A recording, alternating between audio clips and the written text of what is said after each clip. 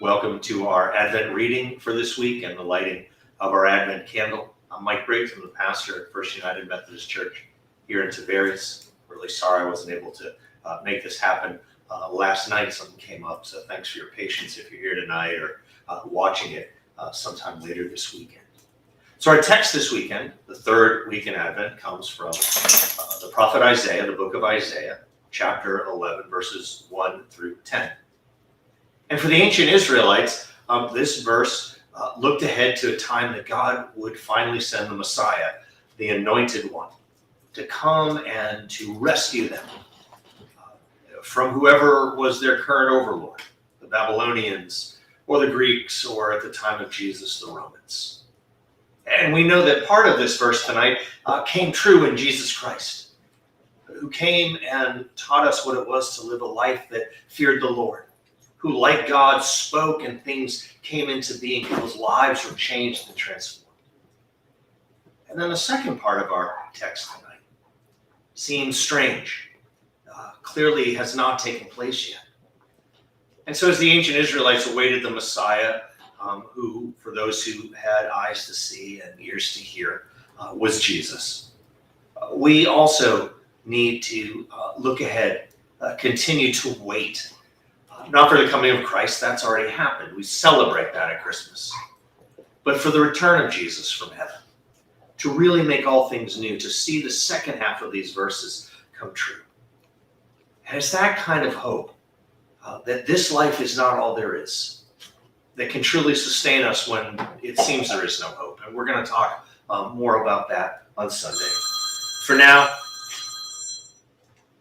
let me read this to you from the prophet Isaiah, chapter 11, verses 1 through 11. The shoot shall come out of the stump of Jesse. Jesse was King David's father. And so from the line of King David, a branch shall grow out of his roots, and the Spirit of the Lord will rest on him, the Spirit of wisdom and understanding, the Spirit of counsel and might, the Spirit of knowledge and the fear of the Lord. His delight shall be in the fear of the Lord. He shall not judge by what he sees with his eyes, or decide by what his ears hear. But with righteousness he shall judge the poor, and decide with equity for the meek of the earth. He'll strike the earth with the rod of his mouth, and with the breath of his lips he shall kill the wicked. Righteousness shall be the belt around his waist, and faithfulness the belt around his loins. The wolf shall lie down with the lamb, the leopard shall lie down with the kid, the calf and the lion and the fatling together, and a little child shall lead them. The cow and the bear shall graze, their young shall lie down together, and the lion shall eat straw like the ox. The nursing child shall play over the hole of the asp, that's a poisonous snake, and the weaned child shall put his hand in the adder's den, another poisonous snake. And they will not hurt or destroy on all my holy mountain, for the earth will be full of the knowledge of the Lord as the waters cover the sea.